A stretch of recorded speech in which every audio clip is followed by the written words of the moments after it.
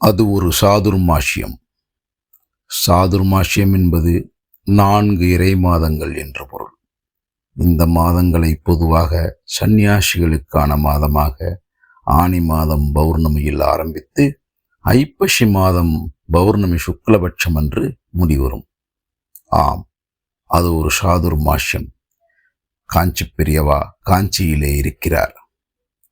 ஒரு அம்மா தன்னுடைய 2 பெண்களில் இளையவளோடு பெரியவாளை தரிசனம் பண்ண வருகிறாள். மூத்தவளுக்கு கல்யாணமாகி நல்லபடியாக வாழ்ந்து கொண்டிருக்கிறாள். இளையவளோ முதுகலை பட்டம் பெற்று வேலை பார்த்து வருகிறாள். அவளுக்கு வரன் பார்த்து கொண்டிருக்கின்றாள் அந்த அம்மா. அப்பொழுதுதான் அந்த பயங்கரமான சோதனை ஆரம்பிக்கிறது. நன்றாக இருந்த பெண் திடீரென்று ஏதோ ஒரு மாதிரி பேசவும் சிரிக்கவும் ஆரம்பிக்கிறாள். அந்த சிரிப்பில் ஏனோ ஒருவித அமானுஷ்யம் கலந்திருக்கின்றது. வயசுக்கேற்ற பேச்சோ பழக்கமோ எதுவும் இல்லாமல் சம்பந்தமில்லாமல் பேச ஆரம்பிக்கிறாள். அக்கம்பக்கம் இருப்பவர்கள் பயந்த கோளாறு, காத்து கற்பு வேலை, மூளை கோளாறு என்று சொல்லி தங்களுக்கு தெரிந்த உபாயங்களையும் வைத்தியங்களையும் சொல்ல ஆரம்பிக்கின்றனர். வேலூருக்கு கூட்டிண்டு போய் மூளையில் ஒரு ஆபரேஷன் செய்தால் சரியாக போய்விடும் என்கிறார்கள் டாக்டர்கள். எக்கச்சக்க சோதனைகளுக்கு பிறகு சொல்கிறார்கள். அந்த அம்மாவுக்கோ ஏக கவலை. கல்யாணம் பண்ணும் வயதிலே இப்படி ஒரு கஷ்டமா என்று அழுது தீர்க்கிறாள். திக்கற்றவருக்கு கதியான பெரியவாளை தேடி பெண்ணை கூட்டிக் கொண்டு காஞ்சிக்கு வருகிறாள் அந்த அம்மா. ஆனால் வந்த அன்று சாயங்காலம் பெரியவாளை தரிசிக்க முடியவில்லை. இரவு முழுவதும் அவர்கள் தங்கியிருந்த இடத்தில் அந்த பெண்ணை வைத்து கொண்டு ஜெய ஜெய சங்கரா, ஹரஹர சங்கரா என்று ஜபித்த வண்ணம் இருக்கிறாள். அந்த பெண்ணோ பயங்கரமாக கத்தி கத்தி மயக்கமடைந்து விடுகிறாள்.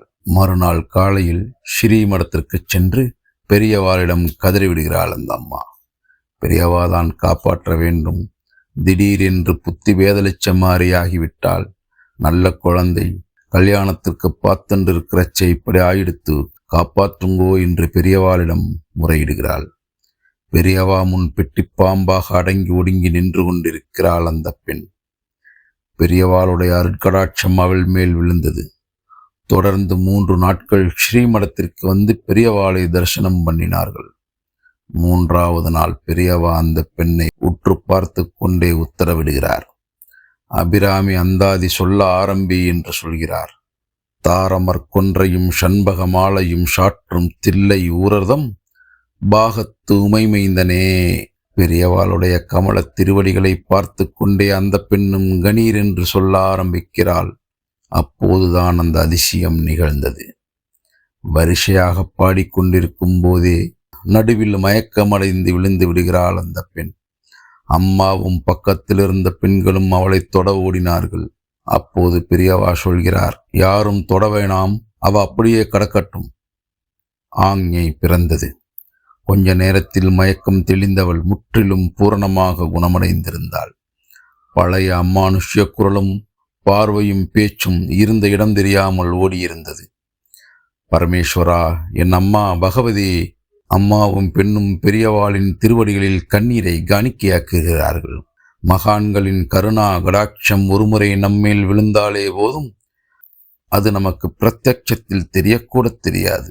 எந்த பயங்கரமோ கெட்டதோ எது நடந்தாலும் அவர் காப்பாற்றுவார் என்று நாம் நம்பிவிட்டால், தாயின் கர்ப்பத்தில் இருக்கும் சிசுவை காப்பது போல நாம் நிஷிந்தையாக இருக்க அவர் தாயுமான சுவாமியாக இருந்து நம்மை ரட்சிப்பார்.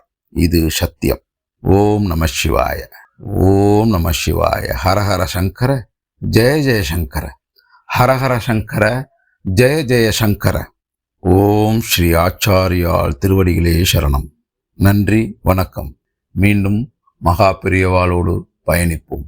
இப்படிக்கு உங்கள் ஆன்மீக விஞ்ஞானி.